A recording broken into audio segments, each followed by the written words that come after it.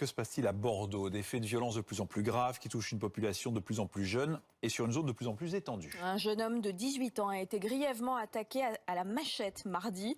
Comment la nouvelle mairie compte-t-elle y faire face? Enquête de Carole Laillac avec Pierre Corieux. Quartier Saint-Michel à Bordeaux, théâtre de nombreuses scènes de violence depuis quelques mois. Cette femme vit ici depuis 20 ans. Elle a vu son quartier changer de visage récemment. On voit des bagarres au couteau régulièrement par la fenêtre sur les quais. C'est impossible là à vivre.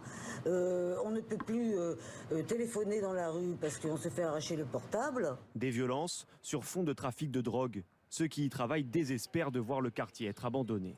C'est régulier, oui, on va dire à peu près une fois par semaine. Et du coup, quand on contacte les forces de l'ordre, il n'y a jamais personne de disponible pour se déplacer. Selon ce syndicat de police, ces faits sont majoritairement commis par des mineurs non accompagnés.